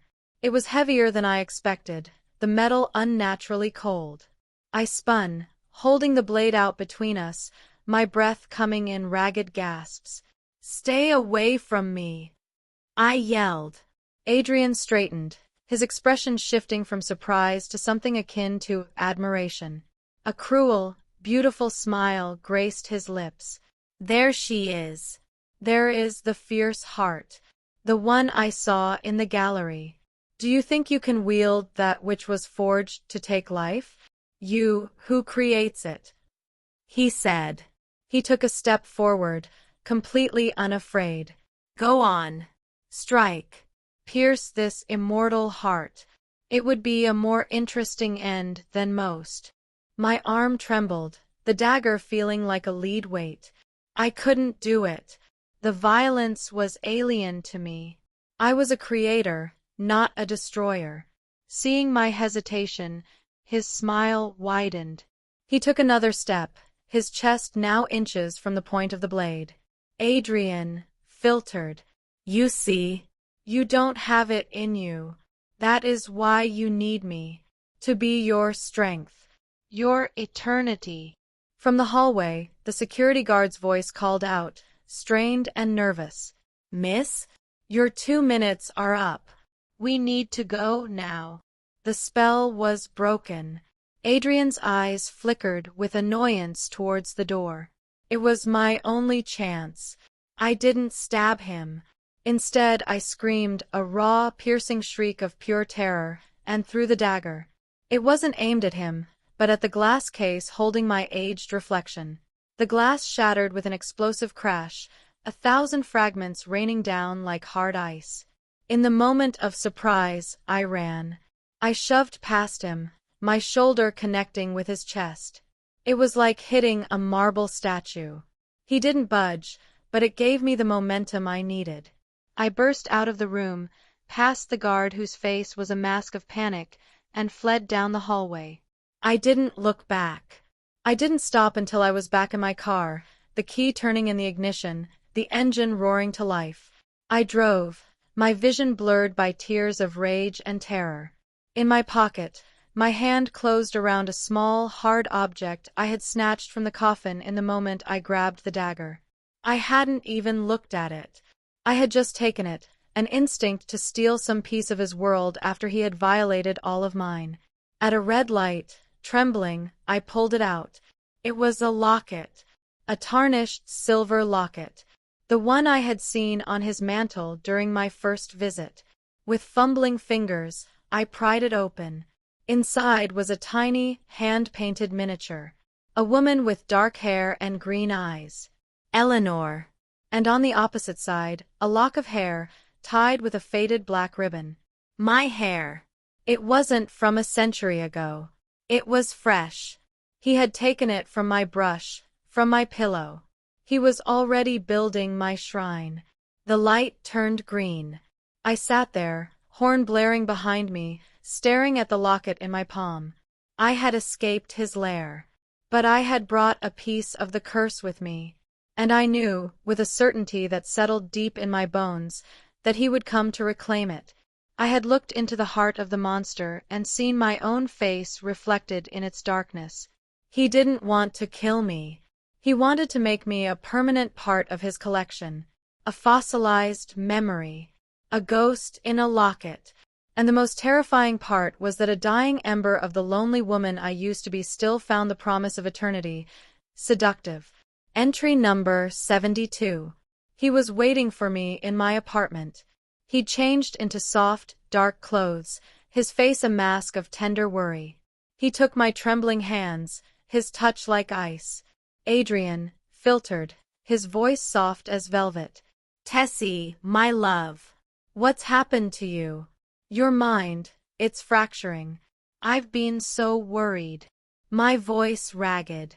I saw it. The room. The blood. The pictures of all those women. He sighed, a sound of profound sadness, and pulled me close. I was too exhausted, too broken to resist. The room is a climate-controlled storage closet for my family's historical documents. The blood bags are specialty inks and pigments for restoration. I told you, I'm a collector. The pictures are my research into genealogical lines. You're in my current project, my muse. I thought you understood.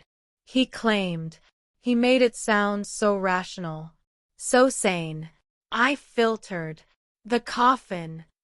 An antique hope chest. A family heirloom. You're under so much stress, my darling. Your work, your loneliness, it's manifesting. I should have seen it sooner. He stated. He convinced me to see a doctor. A colleague of his, he said. Discreet. Dr. Albright had a calm, placid face and cold hands.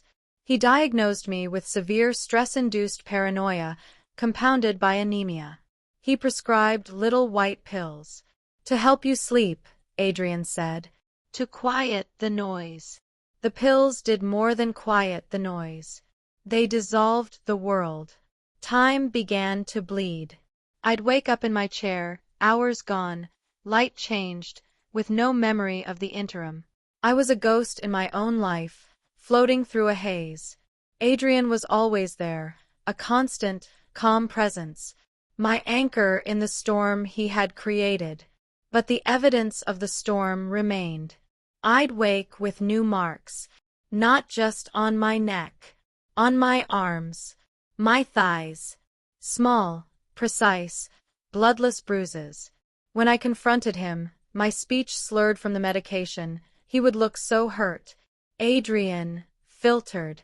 You must be knocking yourself in the night, my love. The medication can cause restlessness.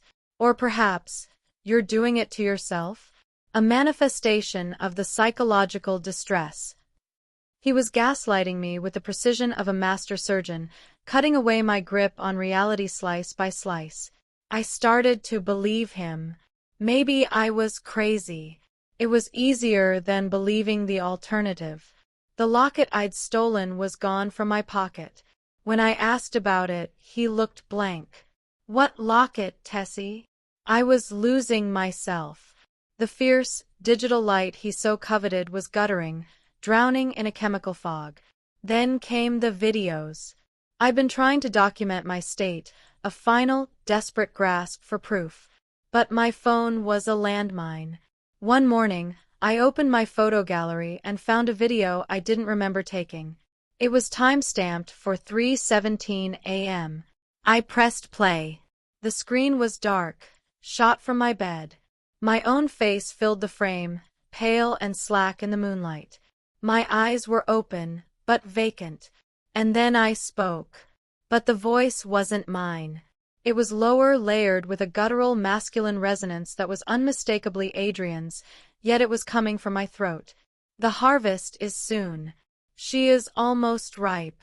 She tastes like quiet desperation and digital dreams. A fine vintage. A cold horror, sharper than any pill, pierced the haze. He wasn't just making me doubt my reality. He was puppeteering my body in the night. I deleted the video with a trembling hand. My heart hammered against the drugged lethargy. This was proof. Undeniable proof. An hour later, my phone buzzed. A notification. A file had been restored from my cloud backup. The file name was simple, horrific. Feed1.mp4. I didn't open it. I couldn't. I just stared at the name. Feed. He was documenting his meals. The door to my bedroom opened. Adrian stood there, holding a glass of water and one of the little white pills. His expression was one of loving concern. Adrian, filtered. Time for your medicine, my love. You look pale. I looked from his face to the phone in my hand, the word Feed1.mp4 burning on the screen. He followed my gaze. His smile didn't falter. He knew. He knew I'd seen it. He knew I was trapped. Taking the pill was surrender. Refusing it was a declaration of war I was too weak to fight. My hand reached out. My fingers took the pill. That was the day I truly began to disappear. Not taken by force, but given away piece by piece, dose by dose. He wasn't just drinking my blood anymore. He was rewriting my mind. And the most terrifying part was the tiny chemical whisper in the back of my own brain that said, maybe his version of reality is more beautiful than yours. Maybe forever is worth the silence. The pills created a fog, but deep within that fog, a single, hard kernel of clarity remained. It was the memory of my own voice speaking with his. It was the file named Feed1.mp4. It was the locket that had vanished from my pocket. These were not phantoms of a broken mind. They were splinters of the truth, and they festered in my soul. I had to get proof that even the pills couldn't erase. Proof that existed outside of me. I needed eyes that weren't mine. Entry number 89. I ordered them online, a nanny cam, disguised as a digital alarm clock and a tiny magnetic lens for the bookshelf. The act of setting them up was an act of rebellion that sent adrenaline screaming through the chemical haze.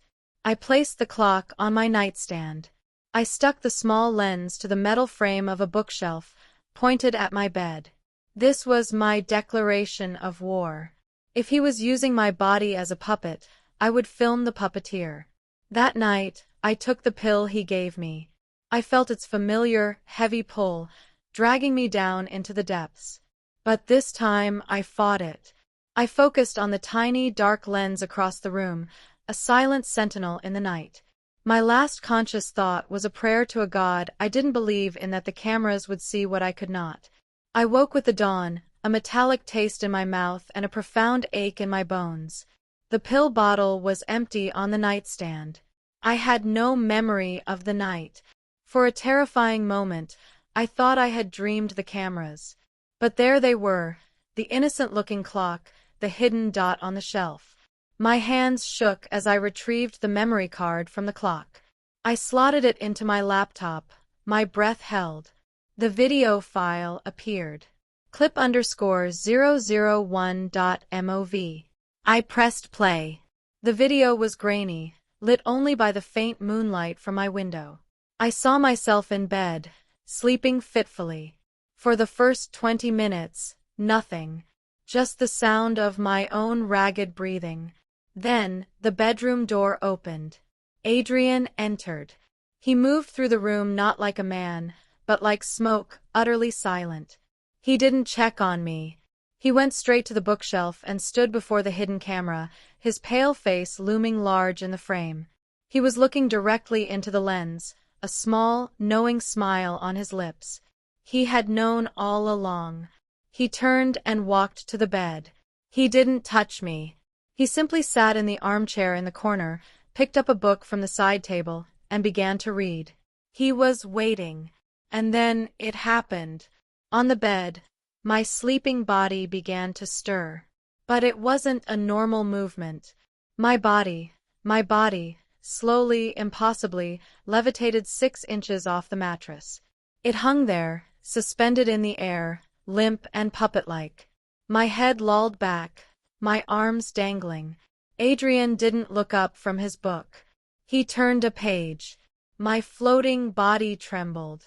A low, soft moan escaped my lips, a sound of profound helplessness.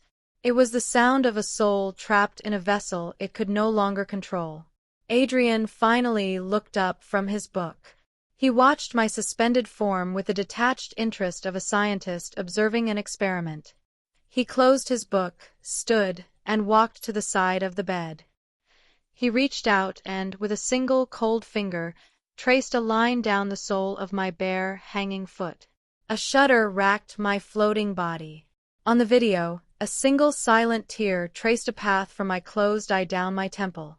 Then, as if strings had been cut, my body dropped back onto the mattress with a soft thud. Adrian leaned down, his lips close to my ear. "She tastes like dawn," he stated. He straightened up, gave one last, satisfied look towards the hidden camera, and left the room. The video ended. I sat in my chair, my body cold, my mind screaming in a silent, internal vacuum. This was it. Undeniable, horrifying proof. He wasn't just feeding, he was practicing a form of possession. He was demonstrating his absolute dominion over my physical form. I had to get this to someone. Mia. The police. Anyone. I scrambled to copy the file, to email it, to upload it to a cloud drive he couldn't access. But as the file transferred, the video on my screen began to glitch. The image pixelated, broke apart into a storm of digital snow, and then the file corrupted entirely. An error message popped up. File format not recognized. No!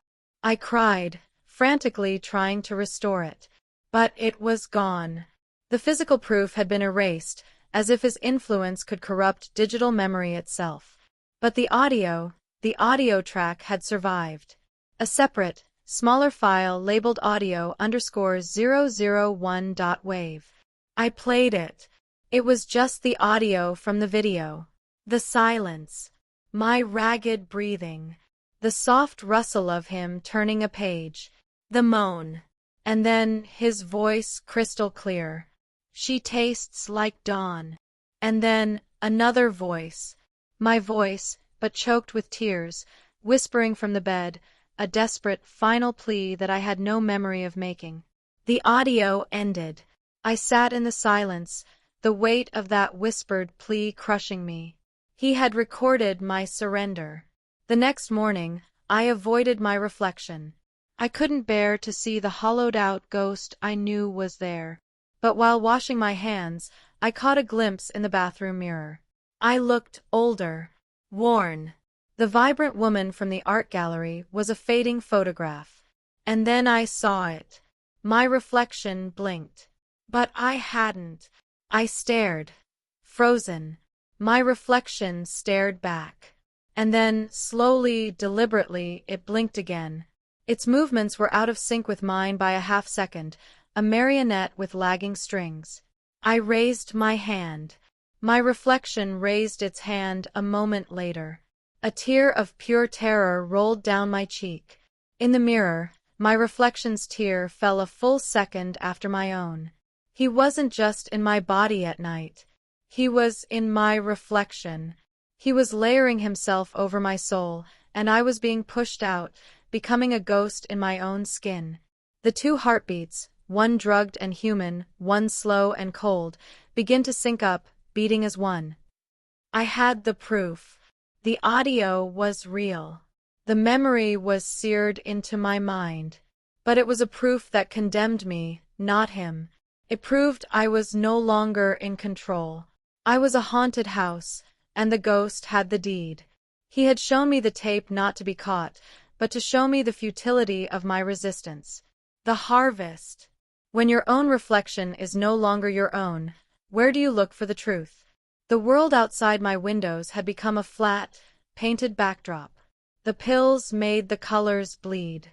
Adrian's voice was the only constant, a soothing, chilling narration to my erasure. I was a photograph left in the sun, my edges curling, my image fading. And then, a message from the past, delivered by a ghost. Entry number 104. I wasn't expecting anyone. Mia was gone. The world was gone. I shuffled to the door, my body heavy and foreign, and looked through the peephole. Wasn't coming soon. It was already underway. My voice, from recording, a broken whisper. Please, let me sleep. Just let me sleep forever. A woman stood there, dressed in head-to-toe black, a wide-brimmed hat obscuring her features. She was unnervingly still. As I watched, she slowly lifted her head, and I saw her face. She was pale, beautiful, with an ageless quality that made my stomach clench. And her eyes were a familiar, sorrowful green. My eyes. Before I could react, she slid a single cream-colored envelope under the door. Then she turned and walked away, her footsteps making no sound on the hallway carpet. I stood frozen, my breath caught in my throat. After a full minute, I bent down, my joints protesting, and picked it up. The paper was the same thick, brittle stock as the first letter. The handwriting was the same elegant, slanted script. It was from Eleanor. With trembling fingers, I broke the seal. My dearest sister, if you are reading this, then you are where I once stood. On the precipice. He has shown you his garden, but he has not yet made you pick the fruit. You still have a choice, though it may not feel like it. He will tell you that he loves you. And in his way, he does. He loves us as a master vintner loves his grapes. He tends to us, protects us from the elements, and waits for the perfect moment to crush us, to bottle our essence for his eternal palate. I was Clara before me, and Elizabeth before her. We are all branches of the same dying tree. He never lets his love die. He simply preserves it in the amber of his hunger. He will drain you until you are a husk, and then he will place you on his shelf, a beautiful, empty bottle, and he will wait for the next vintage to mature.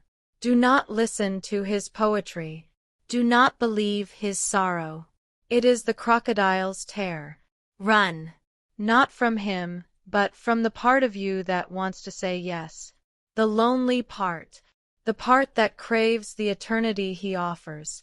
That is the part he will use to damn you. Fight, sister. For the dawn you will never see again if you stay. Yours in spirit, Eleanor. The letter fell from my numb fingers. He never lets his love die. The words echoed in the hollowed-out chamber of my mind. It wasn't a romance. It was a recycling program for his affection. A fury, cold and clear, cut through the pharmaceutical fog. I went to my laptop, my movements sharp and purposeful for the first time in weeks. I ignored the drugged lethargy, the whispering doubt. I began to search, not for Adrian, for the women. It took hours, digging through digitized newspaper archives, public records, obscure historical forums. But I found them. Clara von Hesse disappeared in 1865. Elizabeth Croft vanished in 1820. Eleanor Shaw declared dead in absentia, 1913. And others. A pattern emerging every 40 to 50 years. All women of a certain description. Dark hair, green eyes. Artists, writers, musicians. Women of a fierce and brilliant light. Their cases were all cold, unsolved. They had simply faded from the world. Just as I was fading, I printed their pictures, laying them out on my floor like a tarot reading of my own fate. A sisterhood of the damned. We were all flowers in his garden, planted, nurtured, and harvested in a cycle as old as he was. That night, I dreamed I was buried. Not in earth, but in his arms. We were in a beautiful, dark wood, and he held me close, his chest my coffin lid. I couldn't breathe, but I wasn't afraid. There was a terrible, peaceful finality to it. To stop fighting. To let the darkness take root. I woke with a start, the dream's suffocating peace clinging to me. The sun was barely up. Adrian was beside me, propped on an elbow, watching me. His expression was one of profound, unsettling tenderness. You were restless, my love. I dreamt of you. I dreamt we were in a quiet wood, just the two of us. Finally together. Forever. His voice a soft caress. The air left my lungs. The dream hadn't been mine alone. He had been in it. He had shared it. Our minds, our sleeping selves, were now entwined in a way that felt more violating than any physical mark. He knew about the letter. He had to. The woman in black was one of his, a warning from a previous harvest, a ghost sent to test my resolve.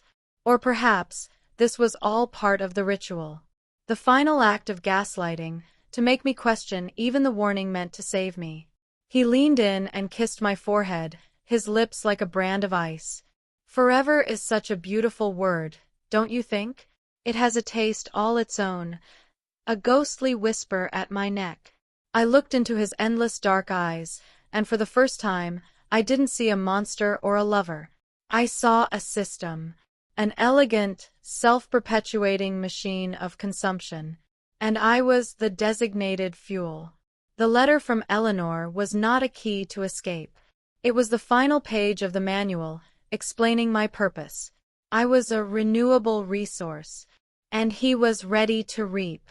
I had received a warning from the past, and a preview of my future in a dream. There was no more mystery. No more doubt. The only thing left was the choice Eleanor spoke of. The choice to fight the part of me that was already accepting the beautiful, eternal dark. Entry. Final entry. This is Tessy. If you are hearing this, I didn't make it. I don't mean I'm dead.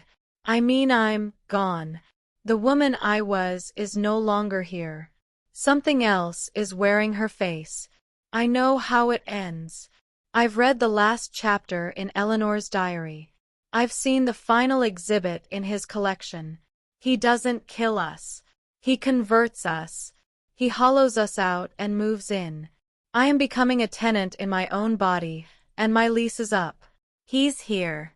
I can feel him standing outside my bedroom door. He has been there for an hour. Not speaking. Just waiting. He knows the final resistance is crumbling. He can smell it, like rain on the air.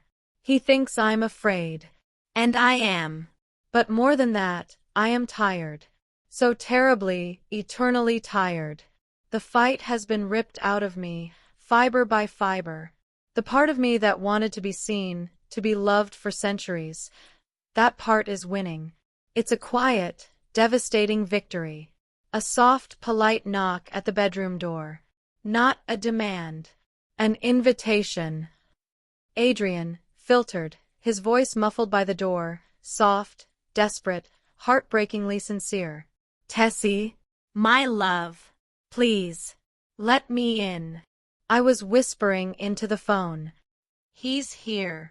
Adrian, filtered. I can feel your fear. Let it go. You fought so bravely. It's time to rest. You said you wanted forever. I am here to give it to you. His words are not a lie. Not anymore. In his own monstrous way, he is offering me exactly what the lonely, overlooked core of me always craved, significance that transcends time. To be more than a flicker. To be a permanent part of a beautiful, dark masterpiece. My voice low and trembling, I'm so tired, Adrian. Adrian, filtered, voice filled with a terrifying, genuine love. I know, my heart. I know. So let me carry you. Let me in. I look around my dark room, at the prints of my design work on the walls, bright, clever, disposable things. At the life I built, so easily packed away. It all seems so small, so fleeting. This is the choice, the one Eleanor warned me about. Not between life and death, but between a brief, lonely candle flame and becoming part of the eternal, starless night. I don't get up. I don't walk to the door. I simply stop fighting. I let go of the last thread tethering me to the woman I was. A soft, metallic click as the bedroom door unlocks itself. It wasn't him. It was me. Or the thing I'm becoming. The door swings open slowly, silently. He is standing there, silhouetted in the dim light from the hall. He is not smiling in triumph. His face is a canvas of awe and reverence. He takes a step into the room, then another. I do not move from my chair. I just watch him come. He kneels before me, looking up into my face, his dark eyes reflecting nothing. They are portals to the forever he promised. Adrian, filtered, a reverent whisper. At last. He reaches out a hand, his fingers hovering just inches from my cheek. An invitation. I close my eyes. The final act of the woman called Tessy. I feel the unbearable, frozen cold of his touch on my skin. And then I feel nothing at all. A long, slow, shuddering sigh. It is impossible to tell if it is a sigh of relief from me or of satisfaction from him. The ticking clock and the single heartbeat stop at the exact same moment. Absolute silence. This is the story of how I drowned. Not in water, but in love. A love that preserves, and in preserving, destroys everything you were. The tape is ending now.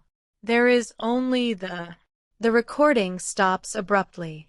The silence that follows is deeper than any that came before. It is the silence of a soul being unplugged. Detective Miller, filtered, distant, professional. Nothing. Place is clean. Too clean. No signs of a struggle. No personal effects. It's like she just evaporated. This is not my voice.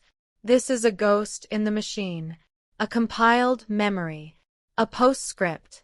They found my apartment empty. Not ransacked. Not abandoned. Curated.